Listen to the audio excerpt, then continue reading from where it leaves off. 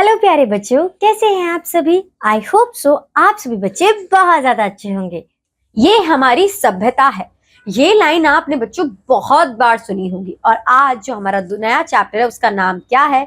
प्रमुख सभ्यता है, मेजर सिविलाइजेशन, जिसके बारे में आज हम शुरुआत करने वाले हैं हमारे एक्सपर्ट के साथ। तो चलिए शुरू करते हैं इस चैप्टर को without wasting a single minute with our expert. Hello बच्चों, कैसे हो आप सभी। मैं आशा करती हूँ आप सभी बहुत अच्छे होंगे। तो आज आपकी समाज की कक्षा में हम शुरू करने वाले हैं आपका अध्याय नंबर 7। और आप सभी लोगों का बच्चों जो अध्याय नंबर 7 है उसका नाम है प्रमुख सभ्यताएं, यानी मेजर सिविलाइजेशंस। बच्चों इस पूरे अध्याय में ना हम लोग हमारे दुनिया में बहुत महानतम सिविलाइजेशन या कह सकते हो सभ्यताओं ने जन्म लिया है, उनके बारे में हम पढ़ने वाले हैं। ठीक है, तो उनके बारे में बहुत अच्छे से, बहुत गहराई से इस अध्याय में हम चर्चा करने वाले हैं। तो चलिए पढ़ते हैं इस अध्याय को।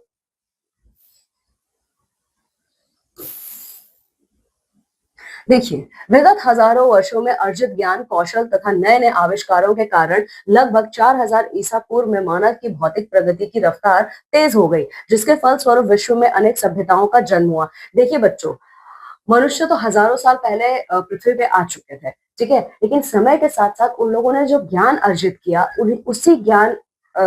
उसी अर्जित ज्ञान से, अपने कौशल से और तथा अपने नए नए निकट आविष्कारों से मनुष्यों ने 4000 ईसा पूर्व में क्या किया था? बहुत ज्यादा आर्थिक प्रगति कर ली थी, साथ ही साथ बहुत ज्यादा भौतिक प्रगति भी हुई थी। और इसका परिणाम ये था, इसके परिणाम स्वरूप, इस भौतिक और आर्थिक प्रगति के परिणाम स्वरूप बच्चों हमारे विश्व में बहुत सारी सभ्यताएं आई, बहुत सारी सभ्यताएं हमें देखने को मिलती हैं। ठीक है, प्रारंभ में मानव जल आपूर्ति की सुविधा के कारण नदियों के निकट बसा था।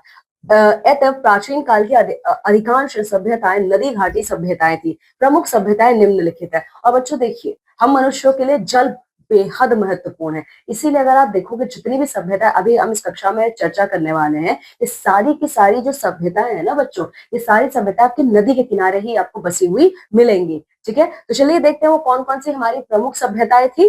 देखिए, तो सबसे पहले बच्चों देखिए, हमने पूरे हमारे विश्व में हमने 5 सभ्यताओं को देखा है। पहला है हमारा सुमेरियन सभ्यता, फिर दूसरा है मिस्र की सभ्यता, चीन की सभ्यता, क्रीट की सभ्यता, सिंधु घाटी की सभ्यता। ठीक है, तो चलिए एक एक करके अब इन सबको हम लोग पढ़ना शुरू करेंगे। ठीक है, देखिए, ऊपर वर्णित नगरीय सभ्यताएं थी क्योंकि इस समय तक मानव ने पहले से बेहतर जीवन स्तर प्राप्त कर लिया था। उसने बड़े बड़े एवं सुव्यवस्थित मकान बनाए, नए नए कला कौशलों का विकास किया। परिणाम स्वरूप मानव में कार्य विभाजन हो गया और किसी एक प्रकृति के कार्य करने वाले लोग एक क्षेत्र में रहने लगे। इस प्रकार नगरों का उदय हुआ। देखिए बच्चों, जितनी भी आपको सभ्यताएं दिख रही है ना, ये सारी सभ्यता एक से बढ़कर एक थी। सब में कुछ ना कुछ खूबियां थी। ठीक है, नदी के किनारे बसे होने के कारण बच्चों इसमें क्या हुआ, मनुष्य ने अपने अपने कार्य में विभाजन कर लिया कि कौन सा मनुष्य कौन सा कार्य करेगा और कौन क्या करेगा। ठीक है, और बच्चों देखिए, ये सारी जो विभाजन हुए, ये सारी सभ्यताएं थी ना, ये खास तौर पर नगरों में बसी हुई थी।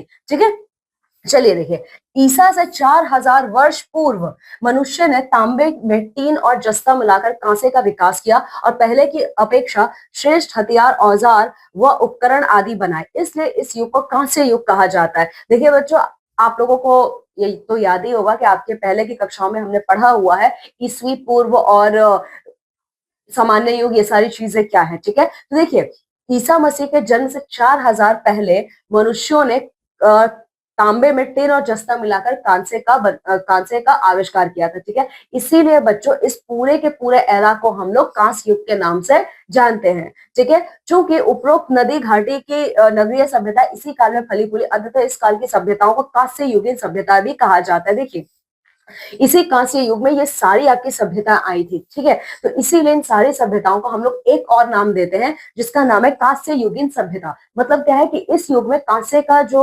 ज्यादा प्रयोग था वो चलन में आया था। ठीक है, तो चलिए बच्चों, अब एक एक करके इन सारी सभ्यताओं को देखना शुरू करते हैं। तो सबसे पहले बच्चों हम बात करने वाले हमारे सुमेरियन सभ्यता की। तो बच्चों ये देखिए, सुमेरियन सभ्यता है क्या, ये कहाँ की सभ्यता थी। ठीक है, तो देखिए, यह सभ्यता 5000 ईसा पूर्व से 2000 ईसा पूर्व के मध्य दजला एवं फरात नदियों के किनारे विकसित हुई। अंततः इसे मेसोपोटामिया, इराक की सभ्यता भी कहते हैं। इस क्षेत्र का दक्षिणी भाग सुमेर कहा जाता था, जो इस सभ्यता का केंद्र बिंदु था, इसलिए इसे सुमेरियन सभ्यता भी कहा जाता है। यह नदियों की घाटी में विकसित एक नगरीय सभ्यता थी। देखिए बच्चों, ये जो आपका सुमेरियन सभ्यता है ना, इसको मेसोपोटामिया की सभ्यता के नाम से भी जाना जाता है। और मेसोपोटामिया बच्चों आपका इराक था, ठीक है।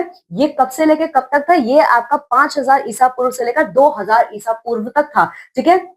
आप ये भी जानते हैं, हम लोगों ने अपनी पिछली कक्षाओं में इस बात पर चर्चा किया है कि ईसा पूर्व मतलब ईसा मसीह के जन्म से पहले का जो समय है वो पीछे की तरफ चलता है, ठीक है, वो पीछे की तरफ चलता है, ठीक है। वहां पे 1 2 3 ऐसे नहीं, वो 3 2 1 ऐसे चलता है, ठीक है। तो देखिए, इसका जो दक्षिणी भाग था ना, इसका नाम सुमेरियन की सभ्यता क्यों पड़ा? क्योंकि मेसोपोटामिया सभ्यता का जो दक्षिण वाला क्षेत्र था ना, वो सुमेर कहलाता था, इसीलिए उस सुमेर के नाम पर इस सभ्यता का नाम आपका सुमेरियन सभ्यता पड़ा, ठीक है। और ये नदी, ये कौन सी नदी के किनारे विकसित हुआ था ये सभ्यता आपका? ये दजला और फरात नदियों के किनारे ये विकसित हुआ था आपका, ठीक है। नगर, अब बच्चों अगर आप नगर की बात करोगे तो कैसे नगर थे इस सभ्यता में, देख लीजिए। यहाँ अनेक नगरों का उत्थान व पतन हुआ, जिसमें उर, बेबीलोन, निनेव तथा लगाश प्रसिद्ध थे। तो बच्चों देखिए, इस सभ्यता के दौरान बहुत सारे नगर उत्थान पे आए, बहुत सारे नगरों का पतन भी हुआ, जिनमें आपके कुछ महत्वपूर्ण नगर थे उर, बेबीलोन, निनेव तथा लगाश, ठीक है। और बच्चों इन सारे शहरों में जो उर था वो सबसे बड़ा शहर था, ठीक है। और बच्चों देखिए, नगरों में नगर वासियों के मकान होते थे, मकान के बीच में आंगन तथा चारों तरफ कमरे होते थे। नगर के ऊंचे स्थान पर नगर देवता का मंदिर बना होता था, जिसे जिगुरत कहा जाता था। नगर के देवता को पन्नार कहते थे, ठीक है। तो बच्चों देखिए, यहाँ पे नगरों में ना जो नगरवासी रहते थे, जो शहरवासी रहते थे, सबके मकान होते थे, ठीक है। और इन सारे मकानों के बीच में एक बड़ा सा आंगन होता था और उसके आसपास किनारे होते थे, ठीक है।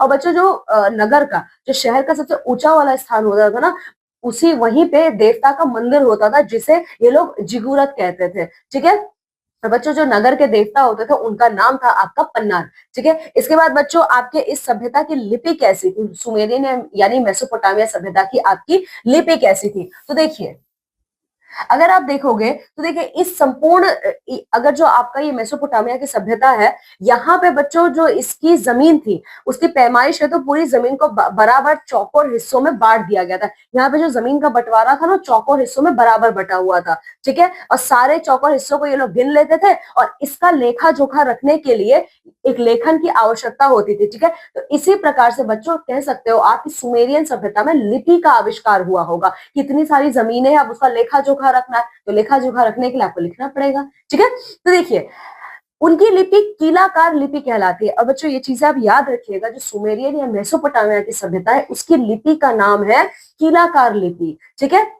देखिए, इसे सरकंडे जैसी टहनी से बनाया जाता था, ठीक है। इसके अलावा बच्चों और इसमें क्या क्या था, तो देखिए आप लोग, ये जो इस सभ्यता के लोग थे ना बच्चों, जब ये लोग हस्ताक्षर करते थे तो ये लोग हस्ताक्षर करने के अतिरिक्त ये लोग गीली चिकनी मिट्टी के ऊपर बेलनाकार मुहर लगवाते थे, ठीक है। देखिए, उन लोगों ने अपना सिग्नेचर तो कर दिया, ठीक है। हस्ताक्षर करने के बाद अपने सिग्नेचर के ऊपर ये लोग एक सील भी लगवाते थे, मतलब एक मोहर लगवाते थे, ठीक है। और बच्चों जब ये मोहर लगवाते थे ना, तो उस मोहर में कुछ चित्र बने हुए थे, उन्हीं चित्रों के निशान इनके सिग्नेचर्स पे पड़ जाते थे, ठीक है। देखिए, और हर मोहर पे अलग अलग आपका चित्र बना होता था, ठीक है। यहाँ पे आप कह सकते हो जो लेखन कला का जो शुरुआत था, एक तरीके से आप कह सकते हो जो लिखने की कला शैली थी, वो सुमेरियन सभ्यता से ही आपकी शुरुआत इसकी मानी जाती है, ठीक है। ये लोग क्या करते थे, चिकनी मिट्टी के चपटे टुकड़ों पर ये कुछ चित्र बना देते थे, इन्हें धूप या भट्टी में पहले इसको सुखा देते थे, ठीक है। और आप देख सकते हो कई चिन्हों को एक साथ लिखकर ये शब्द बना लेते थे, ठीक है। चलिए, तो ये देखिए, आप जितने भी ये चित्र देख रहे हो, सुमेरियन सभ्यता की लिपि का ही है। अब बच्चों यहाँ का सामाजिक जीवन कैसा था, इस सभ्यता का कैसे लोग रहते थे? देखिए बच्चों, ये जो सामाजिक जीवन था इस सभ्यता का, इसमें इनका जो सामाजिक जीवन है ना, वो 3 वर्गों में बटा था, ठीक है। 3 वर्गों में कौन कौन से थे? जो उच्च वर्ग के लोग थे, जो मध्यम वर्ग और निम्न वर्ग, ठीक है। जो ऊंचे वर्ग के लोग थे बच्चों, उसमें आप जानते हो बड़े लोग आते थे, तो बड़े लोगों में राजा, पुरोहित और कर्मचारी सारे आते थे। और अगर आप मिडिल क्लास की बात करोगे, मध्यम जोन की बात करोगे, तो इसमें जमींदार, व्यापारी, कारीगर और सारे आपके दुकानदार आते थे, ठीक है। इसके अलावा अगर आप निम्न वर्ग के लोगों की बात करोगे, तो निम्न वर्ग के लोगों में बच्चों सेवक ही आते थे आपके, ठीक है। ये लोग आते थे। और बच्चों देखिए, इस सभ्यता में एक बहुत ही ज्यादा प्रसिद्ध शासक था, जिसका नाम था हम्बुराबी, ठीक है। हम्बुराबी, ये जो हम्बुराबी थे, इन्होंने जो समाज में उस वक्त सुमेरियन सभ्यता की समाज में जो भी अपराध बढ़ रहे थे, ठीक है, उसको रोकने के लिए इन्होंने एक सभ्यता बनाई थी, सॉरी, इन्होंने एक संहिता बनाई थी, ठीक है। और इस संहिता का नाम था आपका हम्बुराबी की विधि संहिता, ठीक है।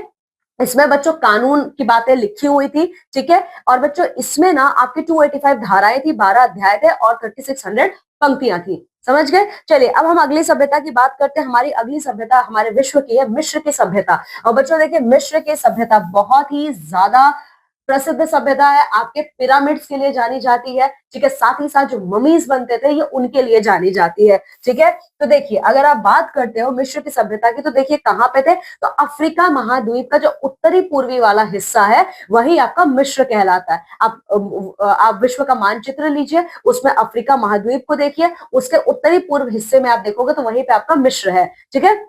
देखिए, ये मिस्र की सभ्यता आपके नील नदी के किनारे बसी हुई है, ठीक है, जिसको आज इस देश की जीवन रेखा कहा जाता है। और जो नील नदी है ना, वो अफ्रीका महाद्वीप की जीवन रेखा है, कह सकते हो। जैसे हमारे देश की गंगा सबसे बड़ी नदी है, वैसे नील नदी आपके अफ्रीका महाद्वीप की नदी है, ठीक है। देखिए, और आपका जो मिस्र की सभ्यता है, ये नील नदी के किनारे 3000 ईसा पूर्व से 1000 ईसा पूर्व के बीच में मानी गई है, ठीक है। और बच्चों, जो मिस्र की सभ्यता है ना, इसका एक और नाम है, इसका नाम है नील नदी की सभ्यता, ठीक है। नील नदी की इसको सभ्यता कहा गया है, ठीक है। अगर आप यहाँ की वास्तुकला की बात करोगे, मिस्र की सभ्यता में वास्तुकला कैसे है, तो देखिए, मिस्र अपने पिरामिड के लिए बड़ा फेमस है, ठीक है। अपने पिरामिड के लिए ही मिस्र की सभ्यता जानी जाती है, ठीक है। ये इसका सर्वश्रेष्ठ उदाहरण है इनके वास्तुकला का, ठीक है। अब बच्चों, अब सवाल आपके दिमाग में ये आएगा कि पिरामिड होते क्या है। दरअसल ये कब्रिस्तान है, ये कह सकते हो आप, ये मकबरे होते हैं, जिसमें राजा के शरीर को ये लोग क्या करते थे, मम्मी बना के रख देते थे, ठीक है। और उनके शव के साथ, राजा के शव के साथ, राजा को जो भी खाने पीने की चीजें पसंद आती थी, वो जो भी कपड़े पहनते थे, जैसा भी उनका रहन सहन का चीज था, वो जो भी इस्तेमाल करते थे, वो सारी चीजें उसके साथ रख दी जाती थी। मिस्र के लोगों का ये मानना था कि मरने के बाद भी जीवन होता है, ठीक है। तो जिनकी मृत्यु हुई है, वो अपनी मृत्यु के पश्चात उन सारी चीजों का इस्तेमाल वो करेंगे, ठीक है। तो इस तरीके से आप कह सकते हो बच्चों, तो ये अपने आप में एक अजूबा ही था, ठीक है। और आज अगर आप देखोगे तो हमारे विश्व के जो 7 अजूबे हैं, ठीक है, आश्चर्य हैं, उनमें से एक आपका मिस्र का ये पिरामिड भी है, ठीक है। यहाँ पर एक आपके लिए जानने योग्य तथ्य दिया है, वो क्या है, देखिए, पिरामिडों में रखे हुए मृत राजा रानियों के विशेष लेप से युक्त संरक्षित शव को मम्मी कहता है। बच्चों, मम्मी क्या होता है, देखिए, जब भी राजा या रानी कोई मर जाते थे, तो उनके पूरे शरीर में एक विशेष प्रकार का लेप लगाया जाता था और उसको कपड़े में बांध के लिटा दिया जाता था, ठीक है, उनके कब्र में, ठीक है। तो वही आपके मम्मी कहलाए, ठीक है। इसके बाद बच्चों, आप देखोगे यहाँ पे गीजा का पिरामिड है, ठीक है। तो गीजा का जो पिरामिड है बच्चों, ये आपका मिस्र की सभ्यता का सबसे ज्यादा कह सकते हो प्रसिद्ध है, ठीक है। तो देखिए, गीजा के पिरामिड को बच्चों, देखिए, जो मिस्र के पिरामिड है, उनको हम लोग गीजा का पिरामिड भी कहते हैं विश्व स्तर पे, ठीक है। और बच्चों, इनका जो निर्माण है ना, ये देखिए, जिस समय ये मिस्र की सभ्यता थी, उस समय कोई मशीनें नहीं थी, बिना किसी मशीनों के इस पिरामिड्स का निर्माण इन लोगों ने किया था, ठीक है। और इस पिरामिड की लंबाई की अगर आप बात करोगे तो ये 755 फुट ऊंचा है, और मतलब इनकी लंबाई जो है वो 755 फीट है, और ऊंचाई 484 फीट है, ठीक है। और बच्चों, इसमें 2.5 टन के आपके 23 लाख पत्थर इस्तेमाल किए गए हैं, ठीक है। और ये 20 साल में बनकर तैयार हुआ था, ठीक है। इसको कितना समय लगा था बनकर तैयार होने में, 20 साल का समय लगा था, ठीक है। और बच्चों देखिए, इसे बनवाया किसने था, तो इसको पिरामिड्स को बनवाया था मिस्र के राजा खुफू ने, ठीक है।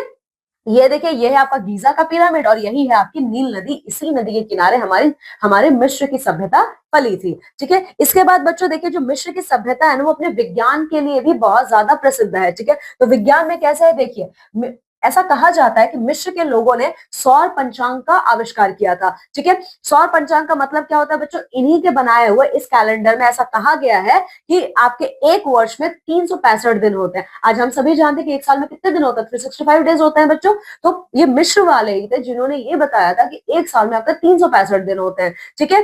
और बच्चों, उन्होंने ये भी बताया था कि एक वर्ष में 12 महीने होते हैं, एक महीने में 30 दिन होता है, मतलब एक महीने को 30 दिन में आपका बांटा गया है, ठीक है। और देखिए, जो शेष 5 दिन होता है, वो मनोरंजन और उत्सवों के लिए रखा गया था, ठीक है। देखिए, आज जो हम लोग कैलेंडर इस्तेमाल कर रहे हैं बच्चों, वो यही कैलेंडर है, ठीक है। चलिए, अब इसके बाद बच्चों, धार्मिक विश्वास, ठीक है।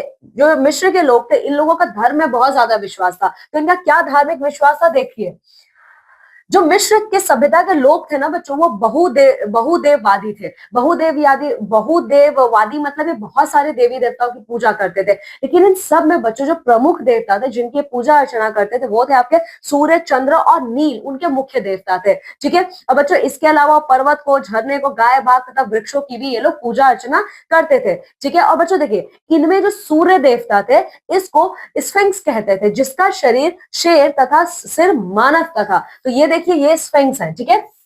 ऐसा कहा जाता है कि मिस्र के लोगों ने ऐसा माना कि जो उनके सूर्य देवता है उनका नाम स्फिंक्स है, और सूर्य देवता की जो आकृति है, जो उनका शरीर है वो शेर का है। मतलब उनका जो सिर है ना वो आपके शेर का है, और साथ ही साथ उनका जो शरीर है ना वो शेर का है और उनका सिर मानव का है। ठीक है। चलिए, ये तो बच्चों अब बात हो गई हमारे मिस्र के सभ्यता की। अब हम बात करने वाले हैं हमारे चीन की सभ्यता की। ठीक है। तो चीन की सभ्यता आप सभी जानते हो, नाम से ही पता चले चाइना देश का है। ठीक है। तो ये बच्चों कब आया था? ये ईसा मसीह के जन्म से लगभग 2500 वर्ष पूर्व चाइना के वांगो नदी के किनारे ये बसा था। ठीक है। देखिए, सब कुछ नदियों के किनारे बसा, ये वांगो नदी के किनारे आपका ये सभ्यता बसा था। ठीक है। ऐसा इसलिए है क्योंकि यह संपूर्ण चीनी संस्कृति की झलक प्रस्तुत करता है आपको। ठीक है। अगर आप चीन सभ्यता की व्यवसाय के बारे में बात करोगे तो लोग कौन कौन सा व्यवसाय में लिप्त रहते हैं, तो देख लीजिए। देखिए, यहाँ का चाइना का चीन का जो इस चीन की सभ्यता का जो सबसे ज्यादा प्रमुख व्यवसाय था बच्चों, ये था कृषि। ठीक है। तो ये लोग कृषि में कौन कौन से फसल उगाते थे? ये उगाते थे गेहूं, चावल, ज्वार तथा बाजरा। ठीक है। और बच्चों ये लोग ना कपड़े जो बनाते थे, ये कपड़े आपके सन व रेशम से बनाते थे। ठीक है। साथ ही साथ बच्चों जो चीन वासी है, जो चीन वासी है ना, हम लोग चाइना बाउल का इस्तेमाल करते हैं ना, बोन चाइना। ठीक है। तो बच्चों ये लोग ना चीनी मिट्टी से बहुत ज्यादा सुंदर सुंदर बर्तन भी बनाते थे। ठीक है। आज भी अगर आप देखोगे तो हम लोग इस्तेमाल करते हैं। ठीक है। तो ये लोग कौन कौन से बर्तन बनाते थे? ये बनाते थे आपके कप, प्लेट इत्यादि। ठीक है। और साथ ही कांसे से बने हुए बर्तनों का भी इस्तेमाल ये करते थे। इसके अलावा बच्चों अगर आप चीनी लिपि की बात करते हो, ठीक है, तो चीनी लिपि देखिए कैसी थी आपकी।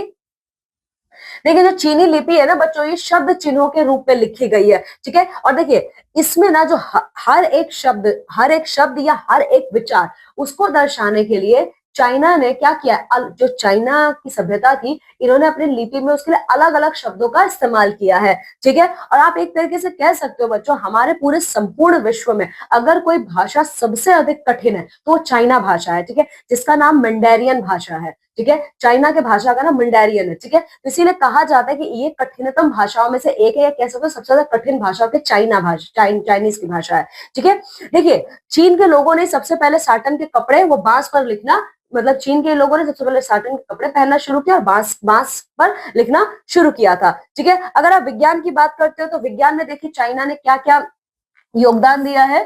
देखिए, तो सबसे पहले जो चीन के सभ्यता के लोग थे, इन्होंने सौर पंचांग बनाया था। ठीक है। सौर पंचांग में इन लोगों ने ये बताया कि एक साल में आपके 365 एंड 1/4 डे होते हैं। ठीक है। मतलब मिस्र की सभ्यता ने तो पहले ही बता दिया कि एक साल में 365 दिन होते हैं, लेकिन पूरा सही तरीके से कितने दिन होते वो चाइना की सभ्यता ने बताया था। एक कदम वो आगे थे मिस्र की सभ्यता से। ठीक है। और इन लोगों ने बच्चों घड़ी का भी आविष्कार किया था, और घड़ी आप जानते ही हो, उन लोगों ने घड़ी का आविष्कार किया, मतलब वो समय बताता था। साथ ही साथ इन्होंने ऐसे यंत्र भी बनाए थे, साथ ही साथ बच्चों चीन की सभ्यता के लोगों ने ऐसे यंत्र भी बनाए, जब ये समुद्र में जाते थे ना तो ये उसको दिशा बताते थे। ठीक है। मतलब कंपास। ठीक है। इसके अलावा बच्चों इन्होंने कागज का भी निर्माण किया था। ठीक है। स्याही और छापा खाना भी आपकी चीन की सभ्यता के ही लोगों ने बनाया था। ठीक है। और आप कह सकते हो विज्ञान की दृष्टि से चाइना की सभ्यता अतुलनीय है। ठीक है। इसका आप किसी से तुलना नहीं कर सकते हो। ठीक है। वास्तुकला,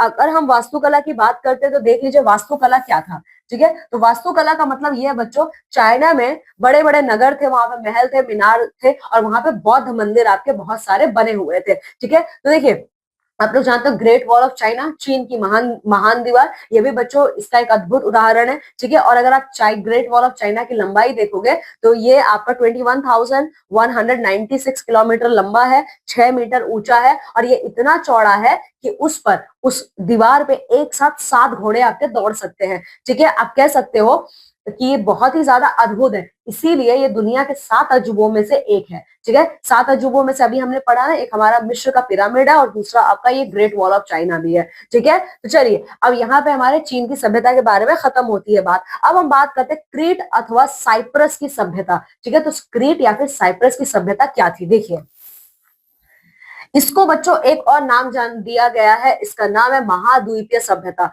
ठीक है, देखिए मतलब इस सभ्यता के 3 नाम है, क्रीट की सभ्यता, साइप्रस की सभ्यता और महाद्वीपीय सभ्यता। ठीक है, देखिए इसको महाद्वीपीय सभ्यता क्यों कहा गया, क्योंकि ये भूमध्य सागर के द्वीपों में ये आपका विकसित हुआ था। ठीक है, और भूमध्य सागर में जितने भी आपके द्वीप है उसमें सबसे ज्यादा प्रमुख द्वीप है आपका साइप्रस द्वीप। ठीक है, तो इसीलिए इस सभ्यता को साइप्रस द्वीप के नाम से भी जाना गया। ये द्वीप बच्चों माफ कीजिएगा, ये सभ्यता जो है ये कब आया था, ये आपका 3000 ईसा पूर्व से 1400 ईसा पूर्व के मध्य में हुआ था। ठीक है, और बच्चों ये भी आपकी एक नगरीय सभ्यता थी, मतलब यहाँ के अधिकांश लोग नगर में ही रहते थे। ठीक है, चलिए अब अगर हम वास्तुकला की बात करते हैं तो हमारी क्रीट की सभ्यता की वास्तुकला के बारे में क्या क्या चीजें हमें पता चलती हैं, देख लीजिए। तो बच्चों इस सभ्यता के जो लोग थे ना, वो 2 मंजिला भवनों का निर्माण करवाते थे तथा और ये लोग अपने भवनों में जो निर्माण करवाते थे उनके दीवारों पे भी ये अलग अलग चित्र बनाते थे। ठीक है, और बच्चों इनके इस भवनों में ना जल निकासी की उचित प्रबंध होती है, मतलब पानी का उचित प्रबंध ये करके रखते थे। ठीक है, और बच्चों देखिए ये जो भवन थे ना बहुत ज्यादा आधुनिक शैली को ये अपनाते थे। ठीक है, इससे स्पष्ट हो जाता है बच्चों, देखिए इन सारी चीजों से आपको ये तो इतना समझ में आ गया होगा कि साइप्रस की सभ्यता के जो लोग थे अपने समय के हिसाब से बहुत अधिक आधुनिक थे। ठीक है, चलिए अगर आप शिल्प कला की बात करते हो तो देखिए जो साइप्रस वासी थे ना, ये लोग मिट्टी से बहुत सारे सुंदर सुंदर बर्तन बना सकते थे। ठीक है, और बच्चों ये सिर्फ बर्तन बनाते नहीं थे, उन बर्तनों पे बहुत सुंदर सुंदर चित्रकारी भी करते थे। ठीक है, और इनके बनाए हुए बर्तनों की मांग सिर्फ इनके देश में नहीं विदेशों में भी बहुत होती थी। ठीक है, ओके अब यहाँ पे देखिए जानने योग्य तथ्य है, देखिए हाथ से वस्तुएं बनाने की कला आपकी शिल्प कला कहलाती है। ठीक है, चलिए अब यहाँ पे ये देखिए जल यानों का निर्माण, इन लोगों ने बच्चों जल यान का भी निर्माण किया था। देखिए ये जो सभ्यता है बाकी सारी सभ्यता आपके देशों में बनी थी, मतलब फैली थी, लेकिन ये जो सभ्यता है ना क्रीट की सभ्यता, ठीक है, साइप्रस की सभ्यता, ये द्वीप में बनी थी भूमध्य सागर के। ठीक है, तो इसीलिए इन लोगों को जल मार्ग का प्रयोग तो करना ही पड़ता था। ठीक है, वैसे उस समय सिर्फ जल मार्ग ही हुआ करते थे। ठीक है, तो देखिए अब ये जो द्वीप, ये जो आपकी सभ्यता है ना द्वीपीय सभ्यता थी, मतलब ये चारों तरफ से समुद्र से घिरा हुआ है, इसीलिए इन लोगों को बहुत अच्छे अच्छे नाव वगैरह का इन्होंने निर्माण किया था। ठीक है, अब देखिए इनका जो संबंध था ना बहुत दूर दराज के लोगों से हो गया था, क्यों, क्योंकि इनके बनाए हुए बर्तन कि जो इनके बनाए हुए बर्तनों की मांग थी ना ये विदेशों में भी बहुत ज्यादा थी। ठीक है, इसीलिए इनके विदेशी लोगों के संबंध भी बहुत अच्छे थे। ठीक है, और देखिए इन लोगों ने जब जलयान बनाया था तो इनकी व्यापारिक गतिविधियां और बहुत ज्यादा बढ़ गई थी। ठीक है, लेकिन देखिए हालांकि इस क्षेत्र में, इस सभ्यता के क्षेत्र में आपका कृषि जो था ना वो अपर्याप्त था, मतलब कृषि के लिए क्षेत्र अपर्याप्त था, इसीलिए इन्होंने अपने व्यापार को ज्यादा बढ़ाया।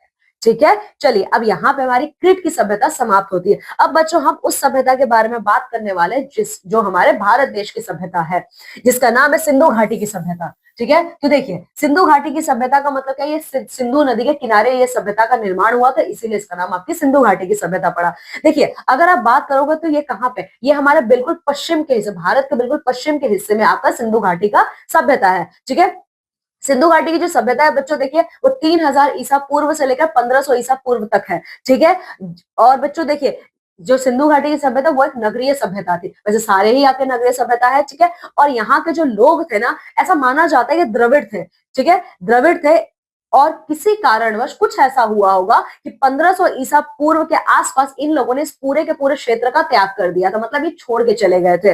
ठीक है, अब देखिए सभ्यता की खोज, अब किस तरीके से बच्चों हमें ये पता चलता है कि ये सिंधु घाटी की सभ्यता है, ये यहाँ से लेके यहाँ तक फैला है। तो देखिए किस प्रकार इस सभ्यता की आपकी खोज हुई थी। देखिए आज से ना 150 साल पहले बच्चों जब पंजाब में पहली बार रेलवे लाइन आपकी बिछाई जा रही थी हमारी, तो उस कार्य में जितने भी लोग लगे हुए थे, जो इंजीनियर्स लगे हुए थे, उन लोगों को अचानक से ना, क्योंकि देखिए रेलवे लाइन बिछाना तो खुदाई करोगे, तो खुदाई के दौरान ना उन्हें हड़प्पा के कुछ अवशेष मिल गए थे। तो बच्चों 150 साल पहले वो स्थान जहाँ पे हड़प्पा के पुरास्थल मिले थे वो आज के समय में पाकिस्तान में, विभाजन हुआ हमारे भारत देश का तो पाकिस्तान में चला गया है। ठीक है, पर उस समय ने इसकी खोज नहीं की गई थी। ठीक है, देखिए 150 साल पहले वो जगह तो मिल गई थी कि हड़प्पा का कल्चर मतलब सिंधु घाटी की सभ्यता यहीं पे है, लेकिन बच्चों उसकी अभी खोज नहीं की गई। ठीक है, इसकी खोज आपकी की गई थी 95 साल बाद, मीन्स आपके 95 साल पहले यहाँ पे पुरातत्वविदों ने क्या किया, इसको खोजा। ठीक है, तब जाके पता चला कि अच्छा यहाँ पे हमारे वो शहर थे जो हमारे भारतीय महाद्वीप के सबसे पुराने शहरों में से एक है, मतलब तब जाके सिंधु घाटी की सभ्यता आपकी लाइमलाइट में आई थी। ठीक है, देखिए चूंकि सबसे पहले सभ्यता को यही खोजा गया था, ऐसे सभ्यता को हड़प्पा सभ्यता भी कहते हैं। बच्चों देखिए, सिंधु घाटी की सभ्यता को हड़प्पा हड़प्पा सभ्यता भी कहते हैं। क्यों हड़प्पा सभ्यता कहते हैं? क्योंकि सिंधु घाटी की सभ्यता के बारे में बाद में प्रमाण मिले थे, सबसे पहले ये वो जगह था जहां पे सभ्यता को खोजा गया था। ठीक है, तो जहां पे सभ्यता को खोजा गया वो हड़प्पा उस जगह का नाम था, इसीलिए इस घाटी की सभ्यता को आपका हड़प्पा की सभ्यता भी कहा जाता है। अब बच्चों नगर निर्माण, सिंधु घाटी की सभ्यता अपने नगर निर्माण के लिए बड़ा ही फेमस था। ठीक है, तो ये देख लीजिए आप,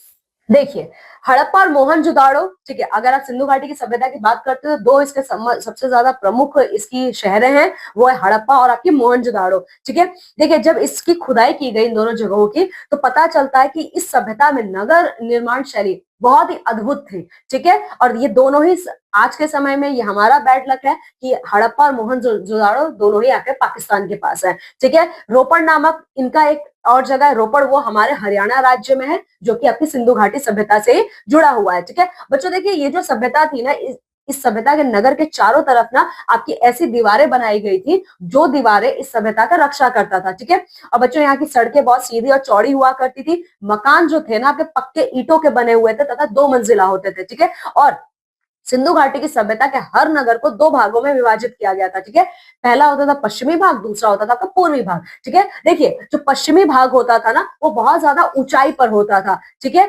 इसीलिए इसे नगर दुर्ग कहा जाता था। ठीक है, और आपका जो पूर्वी भाग होता था ना वो नीचे की तरफ बना होता था, इसलिए इसको निचला नगर भी आपका कहते थे। ठीक है, फिर वास्तुकला, अब हम बात करते हैं हमारे सिंधु घाटी की सभ्यता के वास्तुकला के बारे में। तो देखिए बच्चों, वैसे अभी आपने पढ़ा है कि यहाँ के जो लोग होते थे इनके घर बड़े ही पक्के ईंटों के बने होते थे, तो इसका मतलब क्या था, ये सुव्यवस्थित रहते थे घरों में।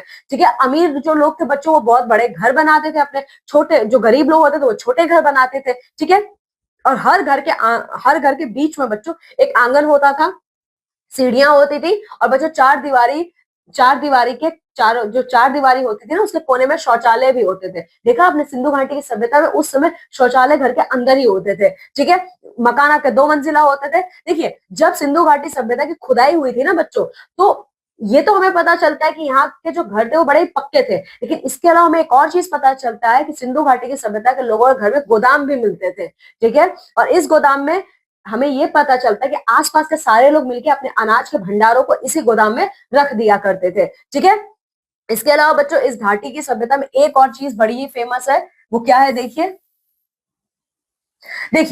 मोहनजोदाड़ो नगर में बच्चों एक बहुत ही बड़ा स्नान घर मिला है। देखिए ये है आपका स्नान घर का चित्र। ठीक है, जो मोहनजोदाड़ो है वो हड़प्पा में नहीं मिला, ये स्नान घर ये आपके मोहनजोदाड़ो नगर में मिला है। ठीक है, तो मोहनजोदाड़ो नगर में बच्चों बहुत ही बड़ा स्नान घर मिला है जिसके चारों तरफ कमरे बने हुए हैं। देखिए ये आपका स्नान घर है और इसके चारों तरफ आपके ये कमरे बने हुए हैं। ठीक है, इसीलिए बच्चों इसका एक और नाम है महान स्नान घर। ठीक है बच्चों, देखिए अब स्नान घर मतलब नहाने का है, तो यहाँ पे क्या था, यहाँ पे तालाब होता था और इस तालाब के चारों तरफ से ईंट और प्लास्टर से बने हुए ये सीढ़ियां और घर बनाए गए थे। ठीक है, देखिए इसमें दोनों इस स्नान घर में उतरने के लिए ना दोनों तरफ से सीढ़ियां बनाई गई थी ताकि लोग दोनों तरफ से इसमें उतर पाए। ठीक है, और इसमें पानी कहाँ से आता था, इसमें पानी आपके कुएं से निकाला जाता था। ठीक है, और एक बार जब ये पानी पूरा इस्तेमाल हो जाता था तो उसे खाली कर दिया जाता था। ऐसा नहीं कि इस्तेमाल कर वहीं पे छोड़ दिया उस पानी को, नहीं, उसे निकाल दिया जाता था। ठीक है, अच्छा अब बात यहाँ पर आती है कि यहाँ पे लोग स्नान कब करते थे, तो यहाँ पे लोग रोज स्नान करने नहीं आते थे। मान लीजिए कोई विशेष अवसर पड़ा है तब यहाँ पे लोग स्नान करने के लिए आपके आते थे। ठीक है, देखिए इसी सभ्यता के जो कालीबंगा और लोथल नगर है उसमें अग्नि कुंड भी मिले हैं आपके। ठीक है, तो कालीबंगा और लोथल एक ऐसे नगर हैं जो इस सभ्यता का ही प्रमुख नगर थे। बच्चों यहाँ पर ऐसे अधिक अग्नि कुंड मिले हैं, उन अग्नि कुंडों को देखकर ये साक्ष्य भी मिलते हैं कि यहाँ पे यज्ञ उस जमाने में हुआ करते थे। ठीक है, अगर हम लोग शिल्प कला की बात करते हैं सिंधु घाटी की सभ्यता की, तो देखिए यहाँ पे ना तांबे और कांसे का बड़ा ही उपयोग होता था। इस सभ्यता में तांबे और कांसे के बने हुए अगर कुल्हाड़ी, दर्पण, आरी, कंघिया, उस्तरा आदि सब आपको मिला है, ठीक है। और इससे इन सारी चीजों के मिलने से हमें ये पता चलता है कि जो सिंधु घाटी के लोग थे ना, उन्हें धातुओं का भली भांति जानकारी था, ठीक है। और बच्चों देखिए, इस सभ्यता के लोग ना सोने चांदी के आभूषण भी पहनते थे, ठीक है। औरतें और मर्द हर तरीके की गहने पहनते थे, जैसे टीका, कंठहार, कमरबंद, पाजेब, चूड़ियां, भुजबंद, कर्णफूल इत्यादि, ठीक है। और अगर आप इनके इस सभ्यता के सबसे ज्यादा आकर्षक चीज की अगर आप बात करते हो तो वो है मन के बाट और फलक, ठीक है। और बच्चों यहाँ पर ना लाल मिट्टी का भी प्रयोग किया जाता था बर्तन बनाने के लिए, ठीक है। ये देखिए सिंधु घाटी सभ्यता की वास्तुकला के अवशेष, तो जितना भी आपको चित्र दिख रहा है ना, ये सब हमारे सिंधु घाटी सभ्यता के लोगों के द्वारा बनाया हुआ है, ठीक है। अगर हम व्यापार की बात करते हैं तो किस प्रकार के व्यापार में लिप्त थे इस सभ्यता के लोग, तो देखिए इस सभ्यता के जो लोग थे ना, ये मोहर बनाते थे और उनके बनाए हुए मोहरों पे ना किसी जानवर का चित्र होता था, ठीक है। तो इसका मतलब ये है कि इसी मोहरों का इस्तेमाल करके वो अपने सामान को एक जगह से दूसरी जगह भेजते थे। और बच्चों इसका सबूत ये है कि जैसी मोहरें सिंधु घाटी सभ्यता के लोगों ने बनाई है, वही मोहर के निशान हमें इराक में मिले हैं। तो इससे क्या पता चलता है कि हमारे भारत देश का मतलब सिंधु घाटी सभ्यता का और आपके सुमेरियन सभ्यता यानी मेसोपोटामिया सभ्यता के साथ भी लेन देन यानी व्यापार होता रहता था, ठीक है।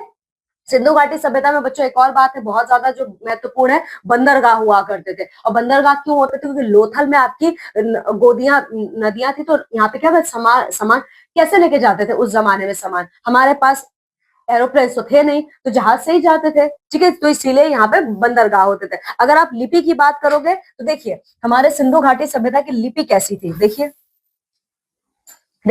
हमारे सिंधु घाटी की जो सभ्यता है ना, उसका जो पहचान हुआ है मोहर के तौर पे हुआ है। और ये मोहर ना हमें खुदाई में मिला है, ठीक है। और बच्चों इन मोहरों पे ना बहुत सारे मनुष्यों की आकृतियां बनी हुई है, जानवर की आकृतियां बनी हुई है, कुछ कुछ मोहरों पे आपके बर्तन की भी आकृतियां बनी हुई है, ठीक है। तो बच्चों देखिए, लेकिन आप जानते हो इनमें से कुछ ऐसे शब्द हैं हमारे सिंधु घाटी सभ्यता के लोगों के द्वारा बनाए हुए जो आज भी कोई नहीं पढ़ पा रहा है कि इसमें लिखा क्या है, ठीक है। तो इसे आप कह सकते हो कि हड़प्पा सभ्यता से संबंधित सारा विवरण खुदाई में प्राप्त अवशेषों के विश्लेषण पर ही हमारा पूरा का पूरा आधारित है, ठीक है। तो ये देखिए हड़प्पा में प्राप्त हमारी जो मोहरें हैं ये उनका चित्र है। और बच्चों अगर हम बात करें धर्म, सिंधु घाटी सभ्यता के लोग कौन से धर्म का पालन करते थे? तो देखिए इस सभ्यता के लोग ना खास तौर पर ऐसा लगता है कि मातृ देवी की पूजा करते थे, ठीक है। इसके अलावा बच्चों बहुत सारे ऐसी मूर्तियां भी मिली हैं जिसमें शिव जी की आराधना के भी संकेत मिलते हैं। तो पशुपति शिव की भी आराधना करते थे, ठीक है। और ये लोग बच्चों पीपल, सर्प, मगरमच्छ और चीते की भी आराधना करते थे, ठीक है। तो चलिए इस तरीके से हमारा ये अध्याय समाप्त होता है। अब चलिए जल्दी से देख लेते हैं इस पूरे अध्याय में हमने पढ़ा क्या है। हमने ये पढ़ा है, सबसे पहले सुमेरियन सभ्यता के बारे में पढ़ा है। ये आपकी नदियों की घाटी के किनारे विकसित हुई एक आपकी नगरीय सभ्यता थी। फिर हमने सुमेरियन सभ्यता में ये भी पढ़ा कि नगर देवता के मंदिर को जिगुरत कहा जाता था, ठीक है। कीलाकार सरकंडे जैसी टहनी से आपका बनाया गया था, ठीक है। इसके अलावा हमने ये भी पढ़ा कि जो चीन की सभ्यता है वो वांगो नदी के किनारे ईसा मसीह के जन्म से पूर्व 2500 वर्ष पहले हुआ था, ठीक है। क्रीट या साइप्रस सभ्यता जो आपकी भूमध्य सागर के द्वीपों पे हुई है 3000 ईसा पूर्व से 1400 ईसा पूर्व से पहले, ठीक है। और साइप्रस वासी मिट्टी के बहुत ही सुंदर बर्तन आपके बनाते थे, जिनकी जो डिमांड थी ना वो पूरे देश में थी, मतलब देश के अलावा विदेशों में भी थी, ठीक है। तो चलिए बच्चों यहाँ पे हमारा अध्याय समाप्त होता है, ठीक है। तो अब मैं आप सभी से विदा लेती हूँ और अब मैं मिलूंगी आप सभी लोगों से आपकी अगली कक्षा में। तब तक आप सभी अपना बहुत ख्याल रखिएगा, बाय। तो देखा बच्चा आपने कि किस तरीके से हमारी एक्सपर्ट ने हमें इतने सारे सिविलाइजेशन के बारे में बताया। अगर हम बात करें सिविलाइजेशन की तो जो हमारा एक सबसे इम्पोर्टेंट सिविलाइजेशन आता है वो आपका इजिप्टियन सिविलाइजेशन, जहां पर आप क्या समझते हैं कि उनकी पिरामिड्स, उनकी मम्मीज। देखिए सभ्यता का मतलब यह है कि हम किस तरीके से हमारे रहने, उठने, बैठने, सोने का ढंग था, क्या हमारे जीवन यापन करने का ढंग था। अगर हम बात करें सिंधु सभ्यता के बारे में, इंडस सिविलाइजेशन के बारे में, तो देखिए कि उनकी स्पेशल बात क्या थी कि उन्होंने इतना अच्छा ड्रेनेज सिस्टम बनाया। अब तो अगर हम बात करें अभी तो 80% जो हमारा ये इंडस सिविलाइजेशन है ये शिफ्ट हो चुका है पाकिस्तान में आफ्टर द पार्टीशन। लेकिन आप ये देखिए कि सारी की सारी जो ये उपज है ये आपके भारत की है, ये आपके इंडिया की है। तो सोच के देखिए कि आपका भारत कितना महान होगा और उसका कल्चर कितना रिच होगा। आशा करती हूँ बच्चों का ऐसे छोटे छोटे फैक्ट जो कि हमने कहीं सुने नहीं है, जाने नहीं है, आज आप अपनी समाज की बुक में पढ़कर बहुत खुश हो रहे होंगे। अब मैं आपसे मिलूंगी आपकी अगली क्लास में कुछ ऐसा ही नया लेकर। तब तक के लिए bye bye, have a good day बच्चों।